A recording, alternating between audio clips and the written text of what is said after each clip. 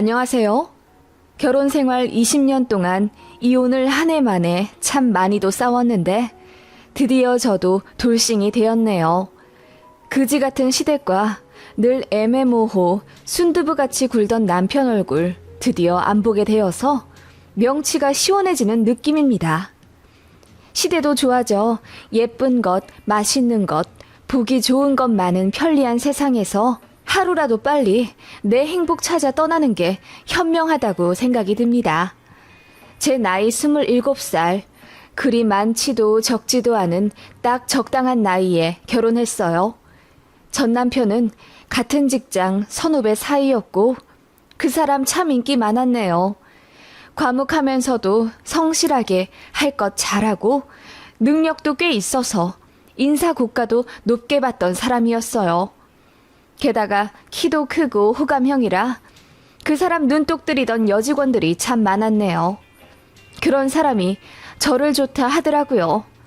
매사 자신감 없던 저에게 한 줄기 빛처럼 느껴지던 순간이었어요. 저는 아버지 어머니가 일찍 이혼하셔서 편부모 가정 밑에서 자란 사람입니다. 보통 이런 경우는 엄마를 따라가 살지만 저는 아빠랑 살았습니다. 아빠가 고집을 부려 강제로 자식들을 엄마랑 떼어놨거든요. 사실 이혼 사유도 아빠의 바람 때문이었는데 엄마가 경제력이 없다는 이유로 그렇게 되었습니다. 역시나 아빠는 사업을 핑계로 저희 남매를 방임방치하며 키웠고 10살이었던 제가 저보다 3살 어린 제 남동생 밥해줘 먹여가며 키웠습니다. 그래도 아버지가 의외로 자식들 교육엔 긍정적인 면이 있어서 좋은 대학 들어갔네요. 아버지에게 그거 하나는 정말 감사해 하고 있어요. 서울로 독립해 아빠랑도 안 살게 되고 또 일찌감치 서울에서 자리 잡아 살고 계시던 엄마와도 제외해 정말 꿈결 같은 20대 초중반을 보냈네요. 제가 엄마랑 연락한다는 이유로 아빠가 화가 나 저랑 연 끊고 살자 하셨지만 그래도 좋았네요. 그런 저를 시댁에서 참 많이 반대하셨어요. 친정은 이혼에 뿔뿔이 흩어져 있어. 돈도 별로 없고 인물도 그닥인데 뭐하러 저런 애를 데려와 같이 살겠다고 난리니? 내가 다음 달에 약사하는 여자 선자리 잡아오려고 했더니만 그 집은 할아버지가 미술하는 사람이라 돈이 많다더라. 너한텐 그런 여자가 딱이지. 그게 저에 대한 어머님의 환영 인사였습니다.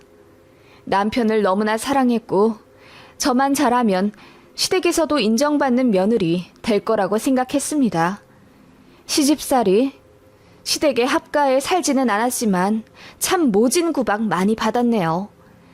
1년에 5번 있는 제사는 물론이고 김장이나 텃밭, 자질구레한 일들 전부 다 저는 필수로 부르셨습니다. 시댁에 일할 게 많다고요. 시댁은 교통이 안 좋아 버스를 서너 번은 갈아타야 했는데 그게 너무 힘들어 한 번은 시외버스 정류장에서 택시를 탔더니 시어머니가 난리를 치더라고요. 우리 아들 번 돈으로 편하게 택시를 잡아 타고 와? 이래저래 모난 구석이 많아 검소할 줄 알았더니 그것도 아니야? 그럼 대체 넌 잘난 게 뭐가 있니? 새댁 시절에 그렇게 윽박지르는 시어머니한테 감히 대들 용기도 없었습니다. 게다가 아들이 번 돈이라뇨. 저희는 같은 회사에서 근무하고 있는 부부인데요. 어머님은 저희가 용돈을 드려도 가전 가구를 해드려도 늘상 그렇게 내 아들이 번 돈이라고 표현하셨습니다. 같이 고생해 일하지만은 맞벌이로 단 한 번도 인정하지 않으셨고 제가 남편 부서보다 조금 더 빨리 출근해야 할 때가 있어서 그런 날은 같이 밥 못 먹고 나왔다고 하니 노발대발 화내며 새벽같이 일어나 미리 밥상 차려놔야 하지 않냐고 혼내시더군요. 그렇지 않아도 집안일은 제가 거의 전담으로 해왔습니다. 그런데 며칠 아침밥 못 해줬다고 잘난 거 잘하는 거 하나 없는 못난 며느리 소리를 들어야 하는 건 아니지 않나요? 바보 같지만 제가 참 자존감 낮은 성격이기도 했고 또 이혼은 생각도 못했습니다. 제 친정 부모님이 일찌감치 이혼하셨기 때문에 저는 가정을 지켜야 한다는 아주 강력한 의무감 같은 게 있었어요. 그리고 지금에야 집안일이며 육아도 남편이랑 반반씩 하는 추세지만 20년 전에는 아무리 그래도 여자가 더 많이 하는 분위기였고요. 회사에서 그리고 연애 때 남편이 보여주던 자신만만하고 결단 있어 보이던 모습은 결혼과 동시에 사라졌네요. 어머님이 소리를 고래고래 지르며 저에게 뭐라고 하면 말리는 게 아니라 그냥 엄마, 좀 조용히 좀 얘기해 주세요. 나 TV 보잖아.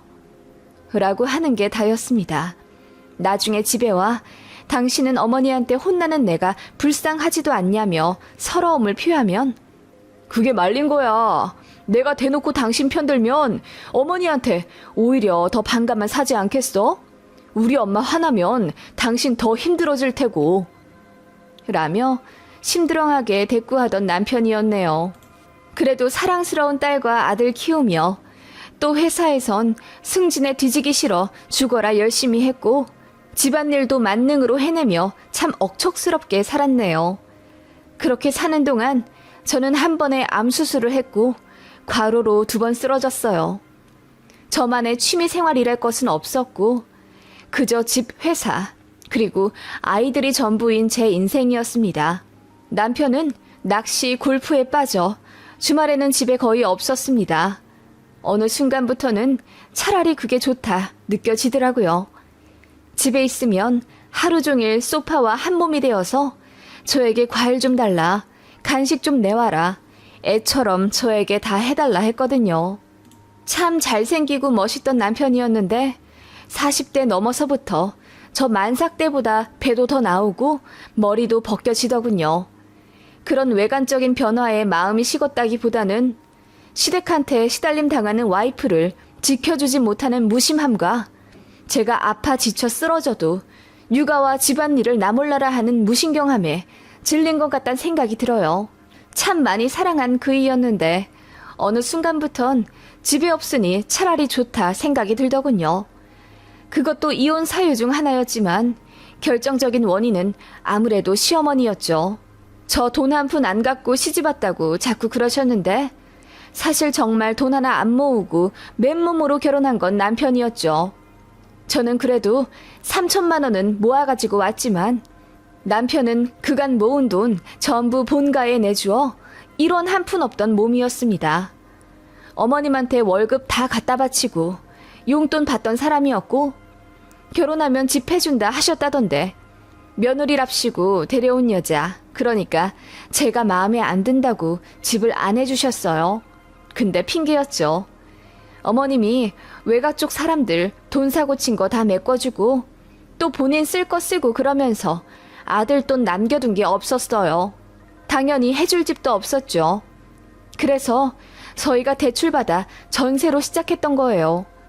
대출비 때문에 아이들 아파 유치원 못 가고 학교 못 갈 때도 옆집에 맡겨가며 눈물로 출근했습니다.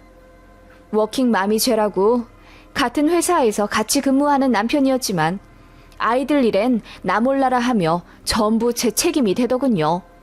거기다 시댁까지 설상가상 시어머니가 참 많이도 이런저런 요구를 하셨네요. 돈 좀 있냐?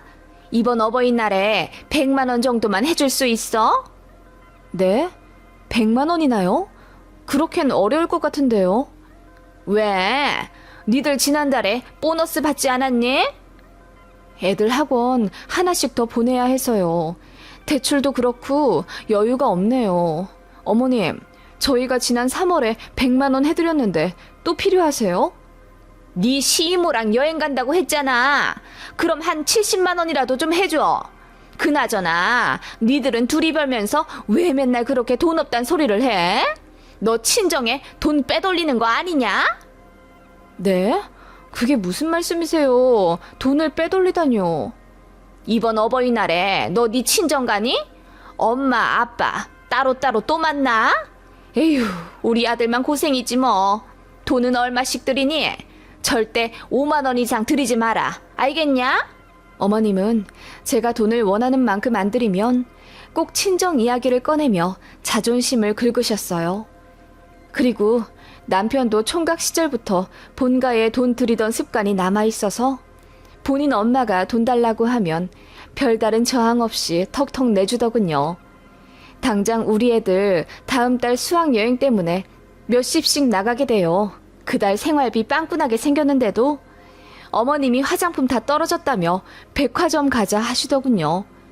어머님은 고가의 화장품 브랜드만 고집하셨고 결혼한 이후부터는 어머님 화장품이 떨어지기 전에 제가 제때 채워놓는 역할을 해야 했습니다. 한 번은 저희 생활비가 모자라 어머님 이번만 설화수 말고 그 아래 라인 쓰시면 안 될까요? 저희 돈이 쪼들려서요. 라고 했더니 늙었다고 아무거나 바르라는 거냐? 나는 설화수 아니면 아무것도 얼굴에 안 바를란다. 우리 아들한테 그리 전해라. 라고 하시더니 제 남편한테 전화해 울면서 하소연하셨다더군요. 며느리가 화장품도 안 사준다면서요. 그 말에 남편이 집에 와 길길이 날뛰며 어떻게 자기 엄마한테 그깟 로션 하나 안 사주냐며 화내더라고요. 그렇게 남편이 애들 앞에서 화를 내는 경우가 잦아졌어요. 그래서 애들 정서 보호해주고자 남편이랑 최대한 트러블 없이 살기 위해 제가 많이 맞춰주었던 것 같아요. 그러다 보니 저는 점점 더 을이 되어 갔던 것 같네요. 시어머니는 대놓고 저한테 갑질하셨고 원하는 것도 참 많으셨어요. 정말이지 뭐 하나 보태준 것도 없으면서 왜 그렇게 바라기만 하는지. 며느리 생일은 나 몰라라 하면서 본인 생신 때는 생신상은 물론이고 용돈의 여행에 아주 칼같이 챙겨주길 바라신 분이었죠. 결혼 생활 20년 정도 하면서 제 생일 때 어머님한테 받은 거라고는 시장에서 사주신 15,000원짜리 왕골 가방 하나네요. 너는 비싼 거 안 들어도 예뻐. 그러니까 백화점 같은 데서 괜히 돈 쓰고 그러지 마라. 라고 덧붙이시면서 말이죠. 한 번은 저도 이러고 사는 게 너무 스트레스 받아 보너스 받은 걸 저에게 쓰고 싶다 남편에게 통보하고 백화점 가서 가방을 하나 샀어요. 솔직히 나이가 몇인데 남들은 20대 때부터 명품 가방 하나씩은 꼭 있더만 저는 결혼하고 시댁이랑 가정에 돈을 다 써서 여유가 없었거든요. 그래서 120만 원짜리 작은 핸드백 하나를 샀습니다. 남편은 제가 희생하고 살았던 것에 동의는 하지만 막상 큰돈 쓴다고 하니 떨떠름해 하더군요. 본인은 골프에 낚시에 매달 100만 원 이상씩 턱턱 쓰면서 말이죠. 그게 시어머니 귀에 들어갔는데 그날 전화로 엄청 혼내시더군요. 너 명품 샀니? 오늘 내일 하는 이 시애미한테는 명품백 하나 안 사주더니 100얼마짜리를 기어코 산 거야? 내가 말했잖니. 너는 싼 거 들어도 예쁘다고. 무슨 허파에 바람이 불어서 그 비싼 돈을 주고 가방을 사? 너한테 가당키나 해? 어머님, 저 직장 생활 한 지도 10년이 훌쩍 넘었는데 저를 위해 가방 하나 못 사나요? 회사에서 인정받고 남편이랑 비슷하게 버는데 애들 아빠는 본인 취미생활 한다고 1년에 1,000원 써요. 애들 아빠 때문에 제가 번 돈은 생활비랑 시댁에 다 들어간 거 아시잖아요. 뭐라고? 너 지금 돈 번다고 유세 떠는 거냐? 어머님, 유세가 아니라 내가 너무 오래 살았나 보다. 며느리가 시애미한테 대드는 꼴이나 보고. 아이고, 내 팔자야. 어머님은 그렇게 앓는 소리를 하며 우시더군요. 그렇게 본인 아들에게 전화해 며느리가 본인한테 바락바락 대들었다며 이간질을 했고 결국 그 일로 부부싸움을 하고 말았네요. 결국 그 가방 환불했어요. 남편이 본인 어머니 불쌍하다며 그 가방 시어머니 드리자고 하길래 제가 싫다고 했더니 그럼 이혼하자고 하대요. 그때가 애들 초등학교 고학년이라 사춘기였어요.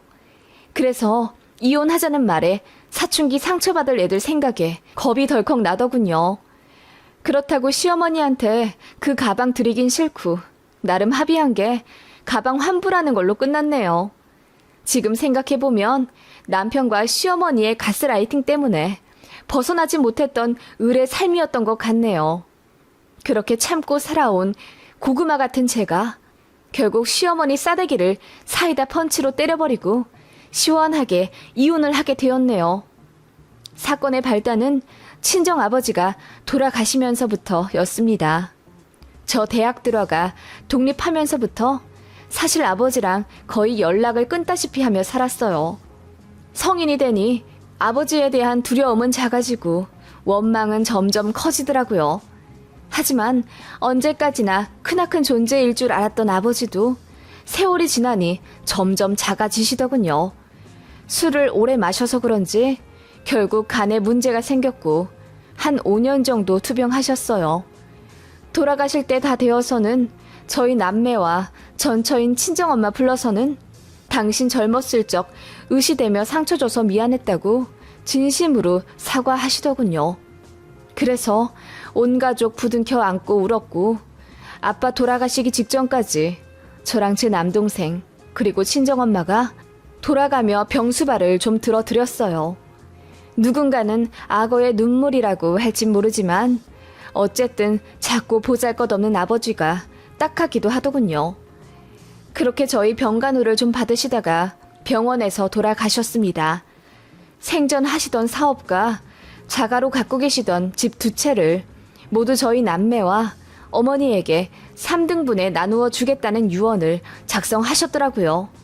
그런 거 보면 아빠가 저희에게 진심으로 미안해 하신 건 맞는 것 같습니다. 아무튼 그런 친정 아빠의 장례를 치르게 되었고 시댁에서도 문상을 왔죠. 제가 펑펑 우는 걸 보며 시어머니가 고개를 갸웃거리며 묻더군요. 너는 네 아빠한테 정없지 않니? 왜 이렇게 울어? 병간호 하느라 왔다 갔다 고생만 시킨 네 아빠인데 이제 해방이지 뭐. 생전에 너한테 잘해주지도 않은 사람 저 세상 갔는데 뭘 그렇게 우냐? 라고 하는데 눈물 나는 그 와중에 어이가 없더군요. 어머님, 그래도 제 아버지잖아요. 눈물이 왜 안 나요? 라며 소리치듯 따졌더니 어머님이 움츠리며 제가 예민하다고 구시렁거리시더군요. 그리고 시어머니가 저희 아버지 쪽 화려한 근조 화환을 보시더니 아니, 무슨 회사 대표들이 이렇게나 많이 위로를 해줘? 너네 아빠 사업하신다더니 그게 그래도 꽤 잘 됐었나 보다? 그런데 너 사는데 돈 한 푼 안 줬어? 아무리 연 끊다시피 하며 살아도 그렇지. 라며 혀를 끌끌 차더군요. 그리고 가시라고 해도 계속 댁으로 안 돌아가시고 부조함 근처를 서성거리더니 돈 많이 들어온다. 동생이랑 반반 나눠 가질 거야? 네 친정엄마랑은 안 나눌 거지? 이혼한 마당에 무슨 전 남편 부조를 챙겨. 그렇지? 라며 부조금에 집착하시더라고요. 시모 너무 어이없었지만 깊게 신경 쓸 여력 없이 정신없이 장지까지 치르고 집에 돌아와 멍하게 있는데 시어머니가 전화를 하시더군요. 애미야, 장지 치르고 왔냐? 사실 내가 어쩌다 보니 니네 외가 쪽 사람이 장례식장에서 통화하는 걸 들었는데 니들 앞으로 유산을 남겨줬다면서 근조화한 들어온 거 보니 생전에 사업도 작지 않게 하신 것 같은데 뭐 얼마나 남겨준 거야? 그 말에 음흉한 시어머니의 속내가 다 보이는 듯 소름이 끼치더군요. 그래서 그냥 모른다고 일관했습니다. 사실 장례 끝나고 엄마한테 이야기 들었는데 집 2채와 사업체가 18억가량의 가치가 될 것 같다 하시더군요. 그걸 그대로 부동산으로 물려받느냐 아니면 현금화해서 나누느냐 상의를 해야 할 것 같다고 하셨어요.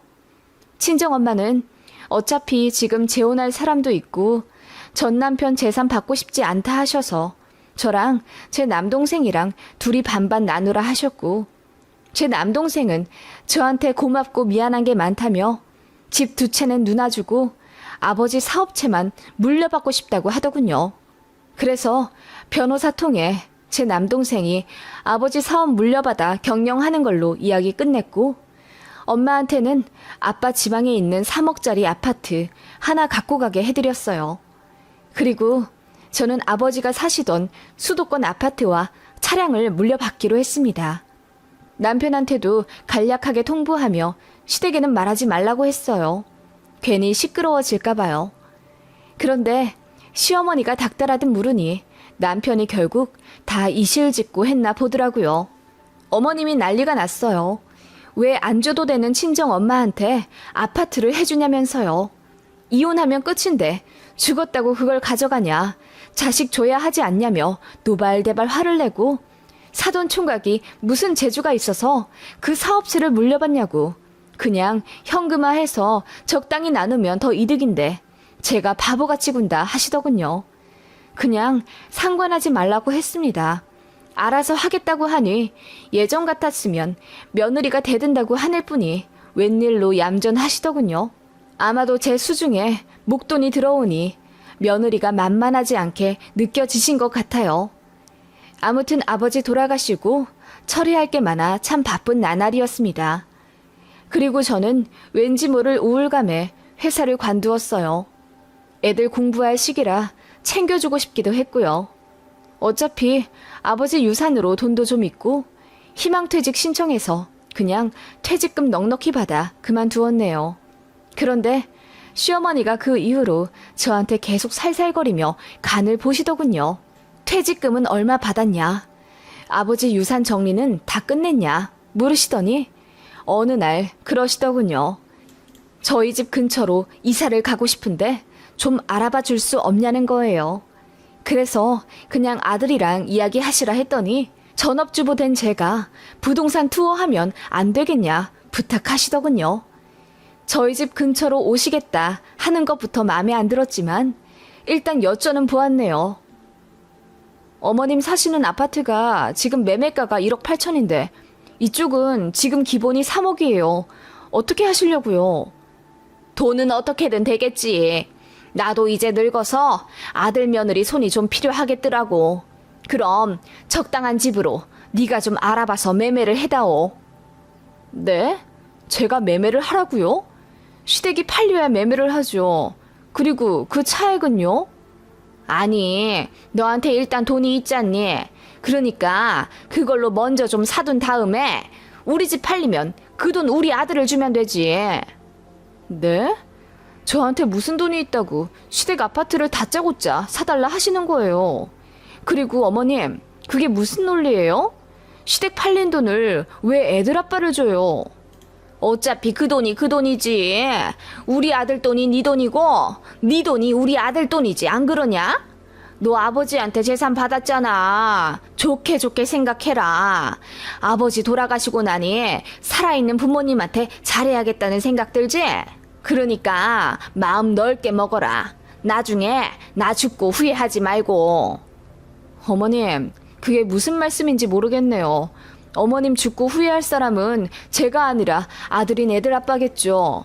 그리고 친정 아빠한테 받은 유산으로 왜 시댁집을 사드려야 하죠?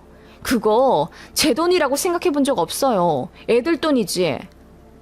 제가 그렇게 이야기하자 어머님이 갑자기 당황한 듯 말을 얼버무리시더니 이윽고 화를 내시더군요. 제가 피도 눈물도 없다면서 제대로 된 집안에서 자라질 않아 뭘 모른다고 하더군요. 저도 더 이상 참을 필요 없어서 소리를 고래고래 지르며 적당히 좀 하시라 했죠.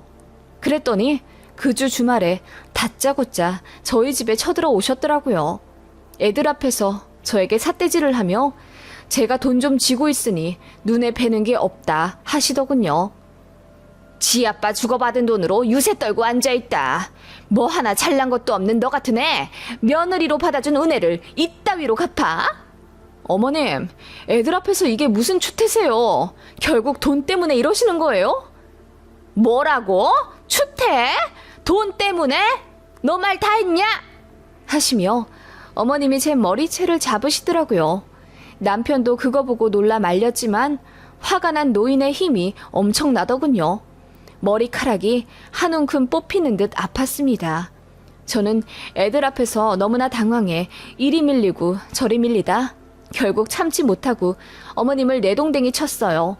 그랬더니 시모가 아이고 나 죽네 하며 우시더니 다시 저한테 달려들더군요. 그리고 거실에 퍼지는 찰싹 소리. 네, 제가 어머님 뺨을 내리쳤습니다. 그것도 아주 세게, 있는 힘을 다해서요. 어머님 얼굴이 곧바로 붉게 부풀어 오르고 눈도 동그래지더군요. 당황한 듯 잠시 얼빠져 계시다가 며느리한테 맞았다며 통곡을 하시더군요. 남편도 당황하더니 이윽고 화를 내며 저한테 자기 엄마 때렸으니 이혼하겠다 어쩐다 난리길래 제가 그러자고 했습니다. 이혼하자고요. 나도 더 이상 참고 살 이유 없으니 갈라서자고 했습니다. 그 말에 남편도 시어머니도 애들도 다 놀라 아무 말이 없더군요. 정적을 깨고 제 딸이 조용히 말했습니다. 난 우리 엄마 결정 응원해. 엄마가 행복했으면 좋겠어. 라고 하자 작은 녀석도 제 손을 꼭 잡으며 제 편에 서더군요. 그 모습에 시어머니가 뒤집어지며 울고 남편도 어안이 벙벙해져 바보같이 서 있더군요. 그렇게 이혼했습니다. 남편이 노모 폭행건으로 고소한다 어쩐다 하길래 제가 먼저 맞았으니 저도 맞고소한다고 했죠. 순순히 이혼 안 해준다고 하던 남편이라 결국 소송까지 갔습니다. 그동안 가사 육아 나몰라라 하고 본인 취미생활 무지하게 하고 다닌 전적이 있기 때문에 재산 기여도는 사실상 제가 더 높았고요. 그간 시집살이로 스트레스 받아왔던 증거들 다 제시했더니 결국 남편이 유책 배우자가 되어 저에게 위자료를 지급하게 되었어요. 그래봤자 겨우 800만 원 나오더군요. 법이 그렇더라고요. 그렇게 시원하게 이혼했습니다.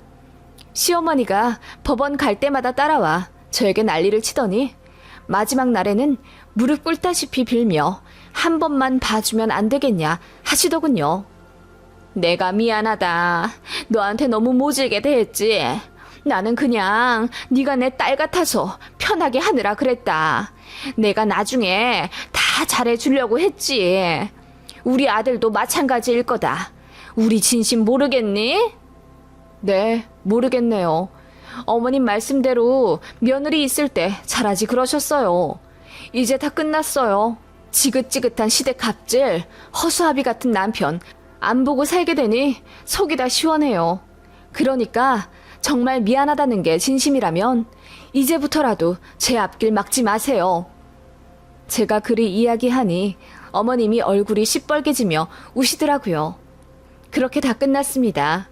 생각보다 이혼 복잡하고도 간단하더군요. 애들은 오히려 저더러 이혼하길 잘했다 해주고 별다른 방황 없이 일상생활 잘 복귀해 공부도 열심히 하고 명랑하게 살아가고 있어요. 저는 결혼생활 20년, 아니 태어나 거의 처음으로 저 혼자 여행도 다녀왔네요. 그것도 해외로요. 면세점에서 가방도 하나 샀습니다. 예전에 샀다가 시어머니 때문에 환불했던 게 한으로 남았나 봐요. 눈물이 나더군요. 진작 이렇게 살 것을. 그렇게 저를 위해 운동도 하고 친구들도 만나고 또 그간 자주 못 뵈었던 엄마도 자주 만나며 아주 행복 충만한 삶을 즐기고 있답니다. 전 남편은 어떻게 사는지 관심 없지만 애들한테 이야기 듣기로는 살이 쪽 빠졌다 하더군요. 솔직히 아직 회사도 잘 다니고 있어서 먹고 살 걱정은 없겠죠. 다만 이혼으로 인한 타격감은 제대로 큰 것 같습니다. 시어머니도 화병나 쓰러졌다고 들었고요. 아마 이혼하지 않았으면 제가 그 꼴 나지 않았을까 싶네요. 참고 살아봐야 아무도 알아주지 않더라고요. 기회 있을 때 탈출해 내 행복 찾아 떠나는 게 진리 같습니다.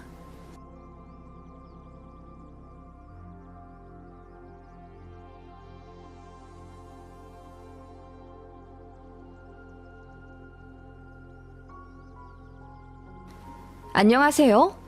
서울 사는 30대 후반 법무사입니다. 아이 한 명 있는 돌싱이에요.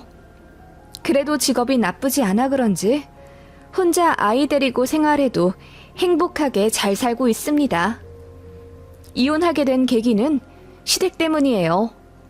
결혼하는데 시댁이 이렇게 중요한 줄 알았으면 소개팅 하면서 남편 가족들도 줄줄이 달고 나오라고 할 걸 그랬어요. 저보다 나이 3살 많은 남자와 결혼했었고 그 사람 직업, 연봉, 학벌 전부 저와 비슷했네요. 성격도 다정다감하니 괜찮고 무엇보다 가정적인 성격의 사람이라 저 연애할 때도 요리 자주 해주고 세심하게 잘 챙겨주던 사람입니다. 그래서 만난 지 6개월 만에 결혼 약속 잡고 첫 만남 1년 2개월 만에 씩 올렸네요. 시댁은 그냥 평범했어요.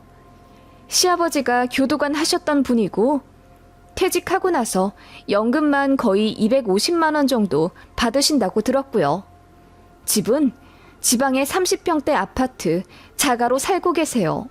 시어머니는 평생 전업주부 하셨고 남편 밑에 여동생이 있는 가정이었습니다. 신우는 직업이 간호사였고요. 3교대로 힘들게 일하는 듯 보였습니다. 저희 집은 친정아빠가 아주 오랫동안 한자리에서 사업을 하셨고 존경스럽게도 잘 일구어내셨어요. 그래서 경제적으로 유복하게 컸습니다.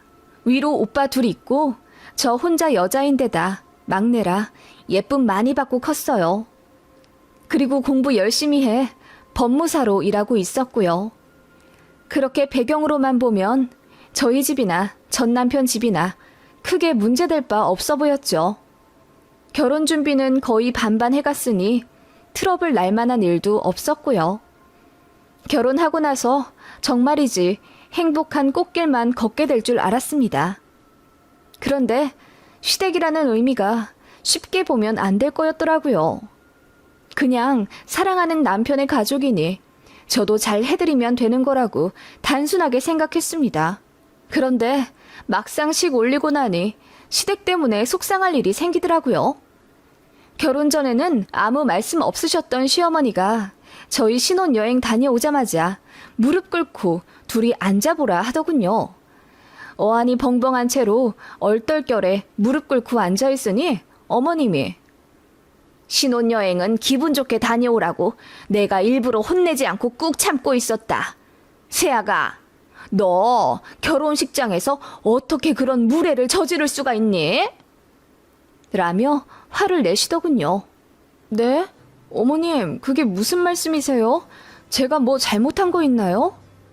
양가 인사드릴 때 너 친정엄마 껴안고 왜 그렇게 울었어? 누가 보면 팔려가는 줄 알겠다. 너 때문에 내가 하객들한테 얼마나 민망했는지 알아? 네? 아니, 그냥 그동안 키워주셔서 감사하고 죄송한 마음에 그냥 눈물이 났던 걸 어떡해요. 그래도 꾹 참아야지. 보기 안 좋더라. 그리고 또 하나. 너 네 신우 결혼할 사람 데리고 온 거 봤지? 그런데 신부 대기실에서 왜 인사를 하는 둥 마는 둥 해? 내 사위 될 사람 무려 의사야. 어떻게 그렇게 대접을 할 수가 있냐고. 저 깍듯하게 인사 잘해드렸는데요. 그리고 그날 정신이 너무 없었어요. 저 신부였잖아요, 어머님. 앉아서 인사하면 안 되지. 아무리 드레스를 입었더라도 일어나서 인사를 해야지. 어머님, 다 세팅해 놓은 거라 일어나면 안 됐었어요. 아시잖아요. 그렇게 시어머니는 얼굴이 새빨개지도록 화를 내며 본인 사위 될 사람이 의사인데 제가 신부 대기실에 앉아서 인사를 했다며 너무 무례하다 하시더라고요. 그런데 결혼식 다녀보신 분들은 아시겠지만 신부 대기실에서 신부는 드레스 때문에 앉아서 하객들 맞아요. 그 옆에 하객들 순서대로 앉아서 사진 찍고요. 신부가 일어나서 인사하는 경우는 정말 나이 많으신 친척분들 정도일 뿐이지 신우 예비 남편한테 제가 일어나서 인사해야 하는 건 줄은 정말 몰랐네요. 그리고 의사면 뭐 어떻다고요. 어이없더라고요.